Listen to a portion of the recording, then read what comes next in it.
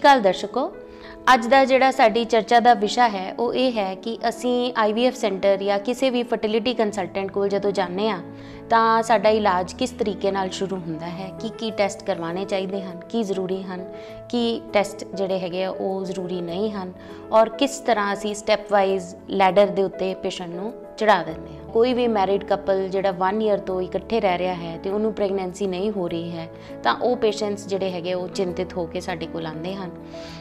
6 months ते भी कुछ लोग वरिड होंदे हन क्योंकि कई लोगों को पहले तो ही कोई प्रॉब्लम होंदी है, जिद्दां किसी दी पहले दी सर्जरी हुई हुई है या एज जिहड़ी हैगी वो 35 साल तो ज़्यादा है या कोई होर उन्होंने पहले तो नोन प्रॉब्लम्स हैं वो थोड़ा पहले भी आ जाते हैं, पर आम करके 1 ईयर तो बाद जिहड़ा है चिंता शुरू हो जाती है।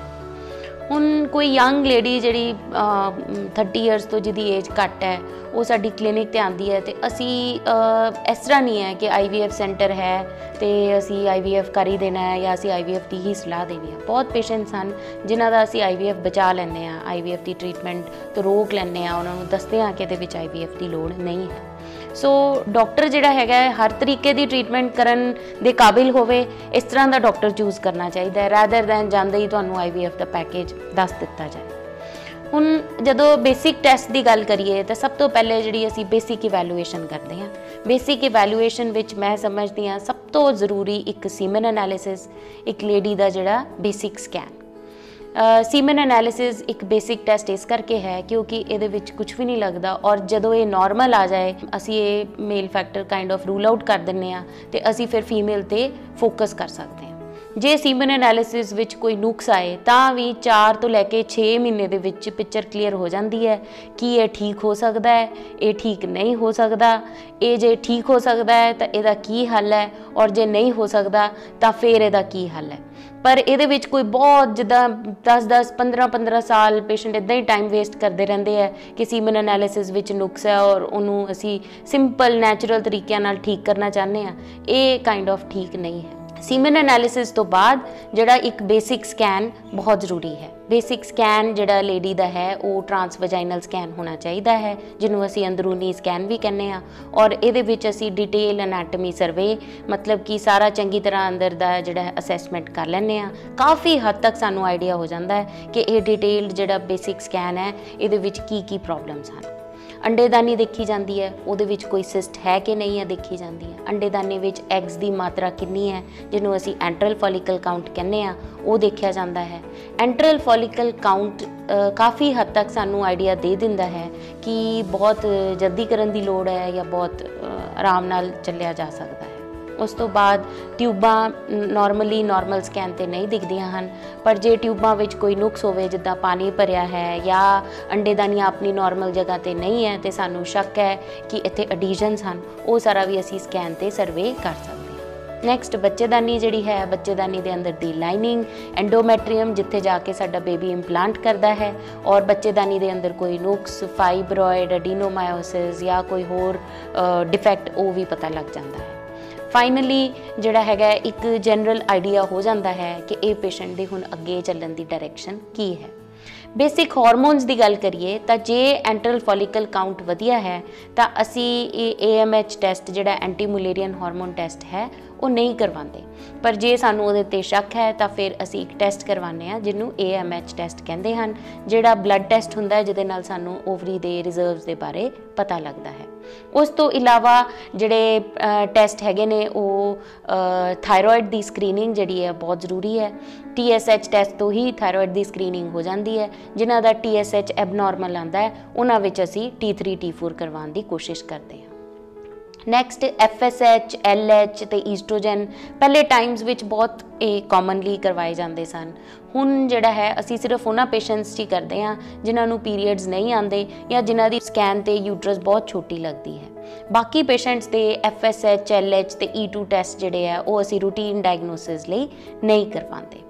उस तो इलावा जिहड़े हैगे आ जे कोई ट्रीटमेंट प्रपोजल है कि ये ट्रीटमेंट करनी है तो जिहड़े वायरल मार्कर्स है जिद्दां HIV hepatitis B hepatitis C ते सिफिलिस का टैसट इन दैट केस करवाए जाते हैं। ਬਾਕੀ ਰੂਟੀਨ ਬੋਡੀ ਜੇ ਫਿਟ ਹੈ ਤਾਂ ਉਹਦੇ ਚੈੱਕ ਕਰਨ ਲਈ ਜਿਹੜਾ ਹੈਗਾ HB ਕਿੰਨੇ ਗ੍ਰਾਮ ਹੈ, ਪਲੇਟਲੇਟ ਕਾਊਂਟ ਠੀਕ ਹੈ, ਕ੍ਰੈਟਿਨਿਨ ਤੇ ਬਿਲੀਰੂਬਿਨ ਲਿਵਰ ਤੇ ਕਿਡਨੀ ਵਗੈਰਾ ਫਿਟ ਹੈ ਕਿ ਨਹੀਂ ਹੈ। ਕਿਉਂਕਿ ਇਹ ਕੋਈ ਐਮਰਜੈਂਸੀ ਟ੍ਰੀਟਮੈਂਟ ਹੈ ਨਹੀਂ ਹੈ, ਇਹਦੇ ਵਿੱਚ ਪੇਸ਼ੈਂਟ ਦੇ ਫਿਟ ਹੋਣਾ ਬਹੁਤ ਜ਼ਰੂਰੀ ਹੈ। ਤੇ ਜੇ ਇਹਨਾਂ ਵਿੱਚ ਕੋਈ ਵੀ ਨੁਕਸ ਲੱਭ ਜਾਂਦਾ ਹੈ ਤਾਂ ਅਸੀਂ IVF ਜਾਂ ਕੋਈ ਵੀ ਸਿੰਪਲ ਫਰਟੀਲਿਟੀ ਟ੍ਰੀਟਮੈਂਟ ਡਿਲੇ ਕਰ ਸਕਦੇ ਹਾਂ।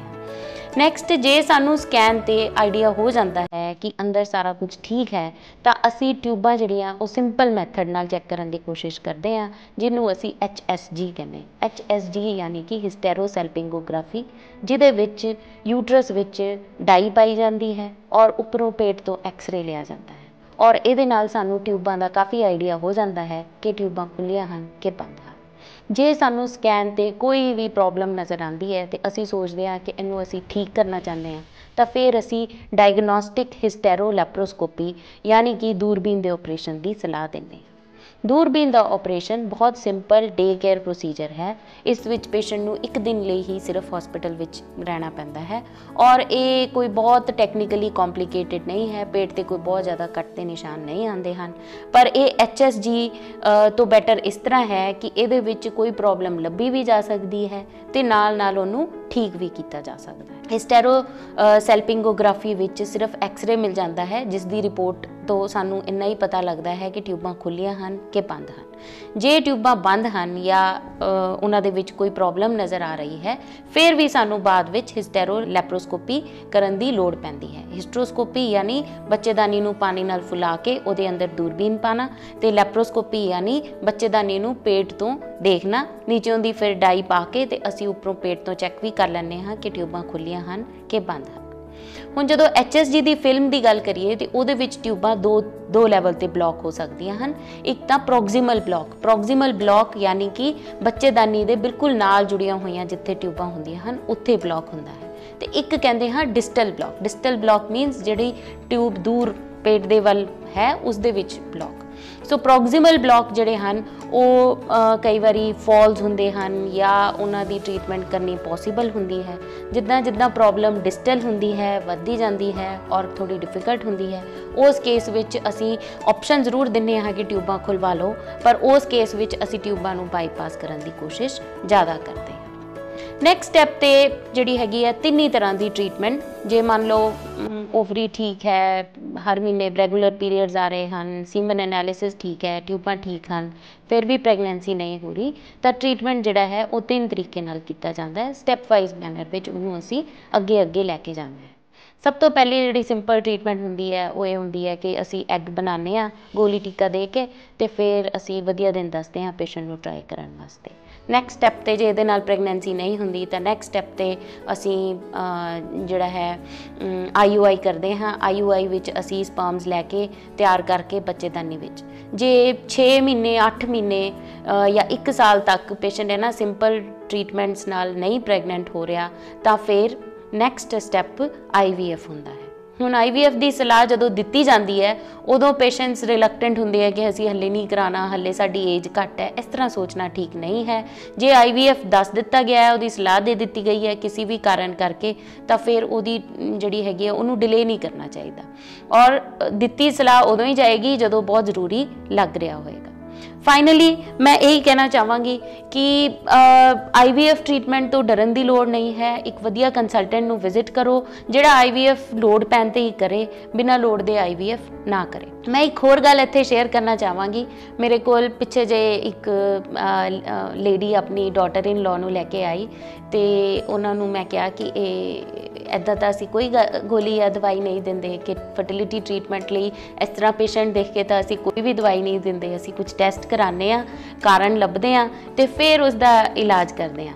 ਤਾਂ ਉਸਨੂੰ ਬਹੁਤ ਹੈਰਾਨੀ ਹੋਈ। ਉਹ ਮੈਨੂੰ ਕਹਿੰਦੇ ਕਿ ਤੁਸੀਂ ਸਿੱਧਾ ਹੀ ਟੈਸਟ ਕਰਾ ਲਓਗੇ, ਪਹਿਲੇ ਕੋਈ ਦਵਾਈ ਦੇ ਕੇ ਨਹੀਂ ਦੇਖੋਗੇ। ਤਾਂ ਮੈਨੂੰ ਲੱਗਿਆ ਕਿ ਜਦ ਤੱਕ ਅਸੀਂ ਕੋਈ ਕਾਰਨ ਨਾ ਲੱਭੀਏ ਤਾਂ ਸਾਨੂੰ ਕਿੱਦਾਂ ਪਤਾ ਲੱਗੇਗਾ ਕਿ ਪ੍ਰੋਬਲਮ ਕੀ ਹੈ ਜੇ ਅਸੀਂ ਕੋਈ ਟੈਸਟ ਨਾ ਕਰਾਈਏ, ਤੇ ਜੇ ਅਸੀਂ ਕਾਰਨ ਲੱਭਾਂਗੇ ਤਾਂ ਹੀ ਤਾਂ ਅਸੀਂ ਉਹਦਾ ਅੱਗੇ ਇਲਾਜ ਕਰ ਸਕਾਂਗੇ। ਸੋ ਇਹ ਜਿਹੜੀ ਵਿਚਾਰਧਾਰਾ ਹੈ ਇਹ ਥੋੜੀ ਜਿਹੀ ਠੀਕ ਕਰਨ ਵਾਲੀ ਹੈ ਆਪਣੇ ਮਨ ਵਿੱਚ, ਕਿ ਸਿੰਪਲ ਗੋਲੀ ਦੇ ਕੇ ਇਹ ਚੀਜ਼ ਠੀਕ ਹੋ ਜਾਂਦੀ ਹੈ, ਇਸ ਤਰ੍ਹਾਂ ਨਹੀਂ ਹੈ। ਪਰ ਇਹ ਕਿ ਇਸ ਵਿੱਚ ਕੋਈ ਬਹੁਤ ਕੰਪਲਿਕੇਟਿਡ ਟ੍ਰੀਟਮੈਂਟਸ ਨਹੀਂ ਹੁੰਦੀਆਂ ਹਨ, ਸਿੰਪਲਿਸਿਟੀ ਨਾਲ ਹੀ ਚੱਲਿਆ ਜਾਂਦਾ ਹੈ, ਔਰ ਫਾਈਨਲੀ ਜਿਹੜਾ ਵੀ ਪੇਸ਼ੈਂਟ ਫੇਥ ਕਰਦਾ ਹੈ ਉਹ ਰਿਜ਼ਲਟ ਉਹਨੂੰ ਜ਼ਰੂਰ ਮਿਲਦਾ ਹੈ, ਅੱਗੇ ਨਹੀਂ ਤਾਂ ਪਿੱਛੇ। ਇੰਪੇਸ਼ੈਂਸ ਨਹੀਂ ਰੱਖਣੀ ਚਾਹੀਦੀ, ਡਾਕਟਰ ਤੇ ਥੋੜਾ ਫੇਥ ਰੱਖਣਾ ਚਾਹੀਦਾ ਹੈ, ਔਰ ਬਹੁਤ ਜਲਦੀ ਇੱਕਦਮ ਜਿਹੜੇ ਹੈਗੇ ਆ ਰਿਜ਼ਲਟਸ ਐਕਸਪੈਕਟ ਨਹੀਂ ਕਰਨੇ ਚਾਹੀਦੇ, ਕਿਉਂਕਿ ਫਰਟੀਲਿਟੀ ਟ੍ਰੀਟਮੈਂਟ ਹੈ ਥੋੜੀ ਜੀ ਜਿੱਦਾਂ ਹਰ ਮਹੀਨੇ ਟ੍ਰੀਟਮੈਂਟ 1 ਮਹੀਨਾ ਡਿਲੇ ਹੋ ਜਾਂਦੀ ਹੈ, next day 2 periods, next day 2 periods, ਤੇ ਇਸ ਤਰ੍ਹਾਂ ਡਿਲੇ ਹੋ ਜਾਂਦੀ ਹੈ। ਸੋ ਹੌਲੀ ਹੌਲੀ ਕਰਕੇ ਜਿਹੜੀ ਹੈਗੀ ਆ ਉਹ ਟ੍ਰੀਟਮੈਂਟ ਹੁੰਦੀ ਹੈ, ਪਰ ਫਾਈਨਲੀ ਜੇ ਪੇਸ਼ੈਂਟ ਦੇ ਵਿੱਚ ਕੋਈ ਬਹੁਤ ਮੇਜਰ ਫਾਲਟਸ ਨਾ ਹੋਣ ਤਾਂ 90 to 95% ਪੇਸ਼ੈਂਟਸ ਕਨਸੀਵ ਕਰ ਹੀ ਜਾਂਦੇ ਹਨ। ਤੁਹਾਡਾ ਬਹੁਤ ਬਹੁਤ ਧੰਨਵਾਦ।